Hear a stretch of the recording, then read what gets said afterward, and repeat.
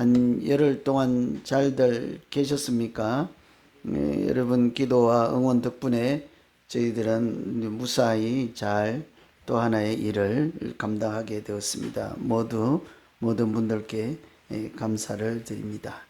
다시 일상으로 돌아와서 또 이렇게 예전처럼 같이 신앙생활 열심히 하는 우리 모두 되면 좋겠습니다. 오늘 로마서 8장 말씀인데요.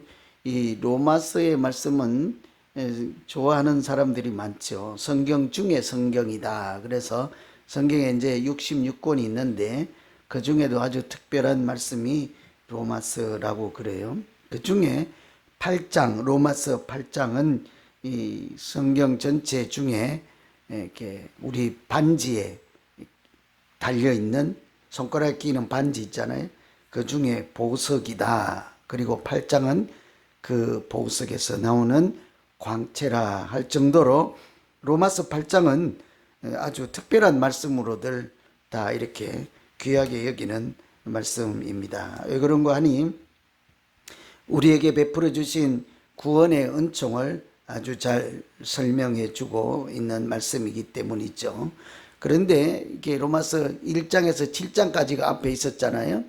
은혜로 구원을 받고 행위가 아닌 믿음으로 구원을 받는다 했는데 은혜로 구원을 받은 사람들도 현실적으로 믿음 생활을 보니까 하나님의 법을 따르지 아니하고 이렇게 사망의 법을 따르며 연약한 모습들이 있음을 고백하지 않을 수가 없다.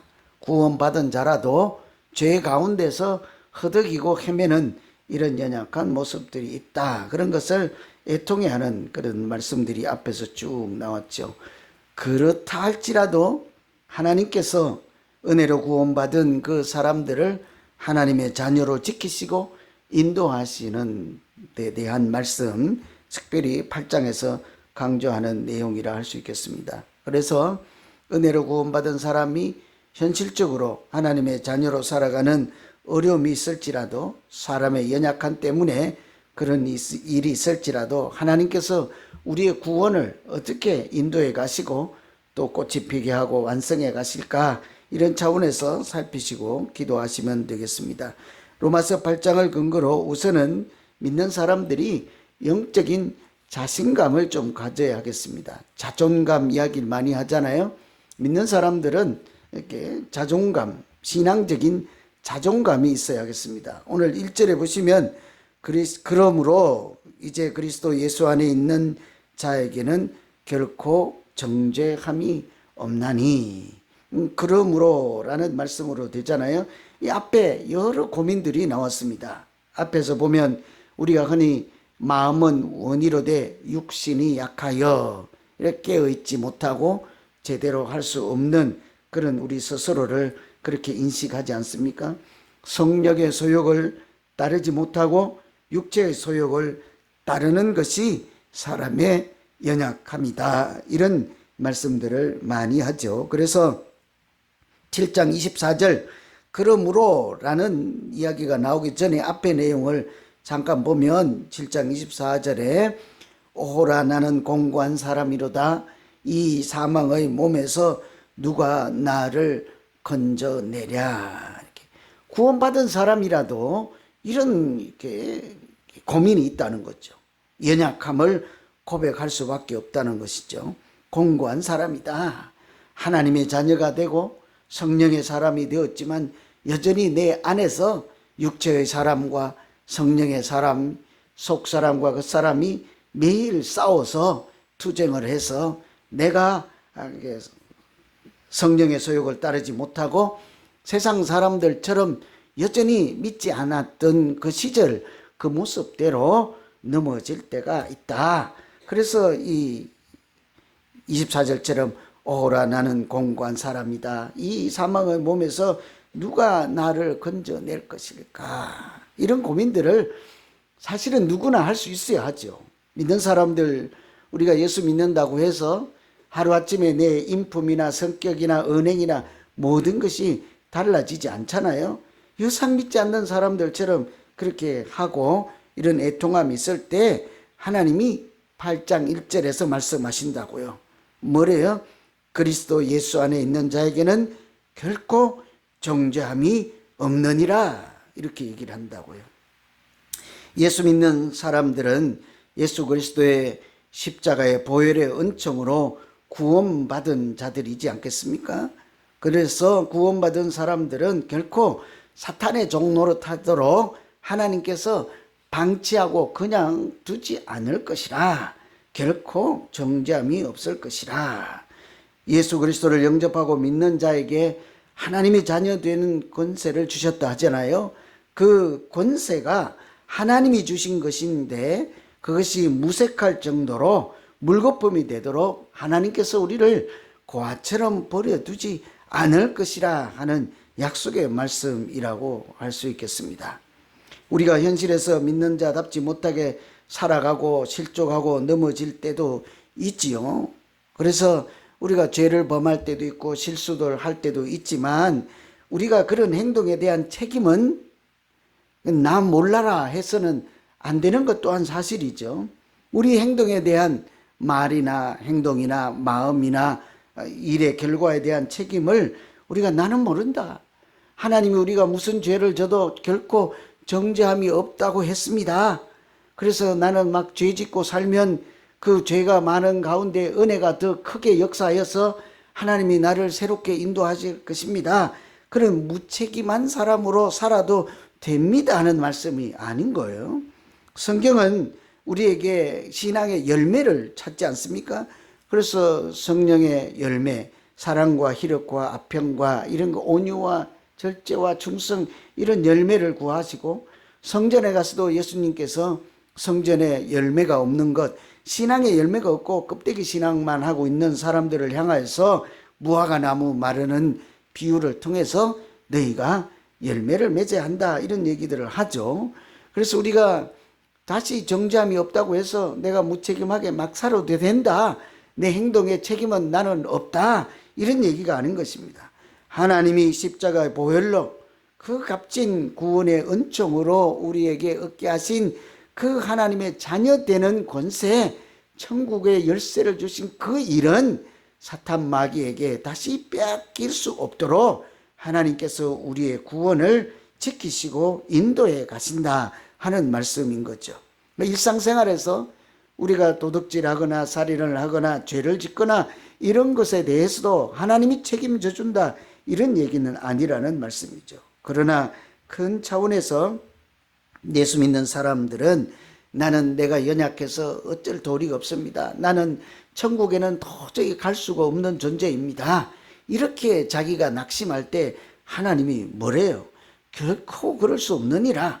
인간의 연약함이 있다 할지라도 십자가의 보혈이라는 그 값진 공로는 사탄 마귀의 전략이나 인간의 연약함 때문에 물거품이 될 수 없느니라.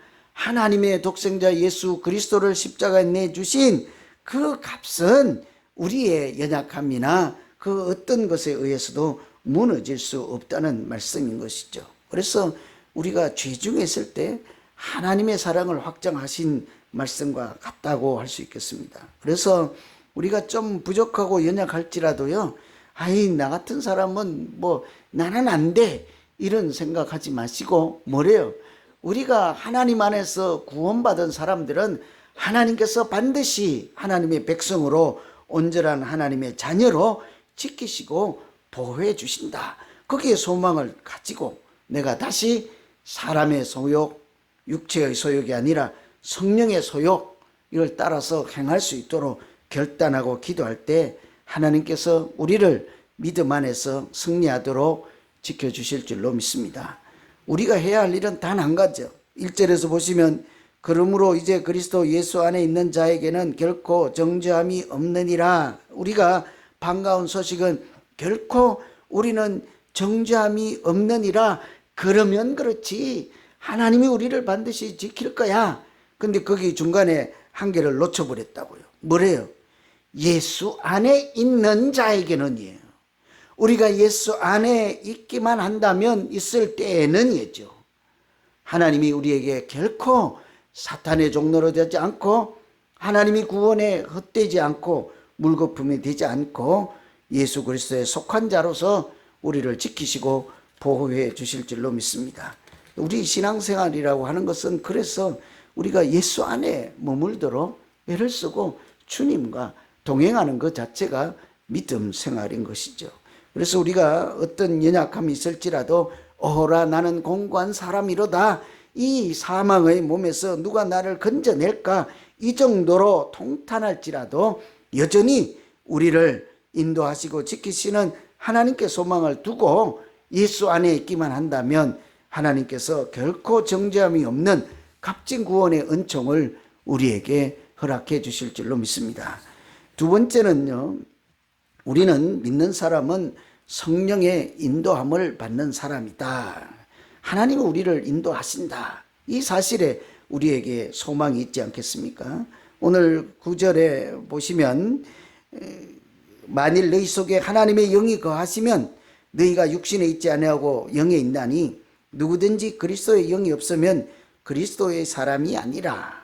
우리 길어서 다 외우지 못하면 후반절에 있는 누구든지 그리스도의 영이 없으면 그리스도의 사람이 아니다. 이 말씀은 우리가 꼭 기억해야 되지 않겠습니까? 우리가 그냥 내 입으로 나는 그리스도인이야, 나는 영어로 크리스찬이야, 나는 교회 가요, 나는 예수 믿는 사람이야, 아무리 그렇다 한들 아주 결정적인 우리가 예수의 사람인 증거가 뭐래요? 그리스도의 영이 있으면이에요.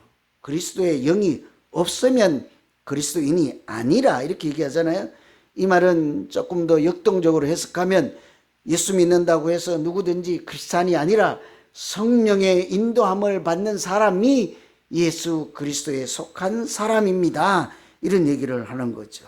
그래서 14절에 보시면 우리가 읽진 않았지만 무릇 하나님의 영으로 인도함을 받는 사람은 곧 하나님의 아들이라.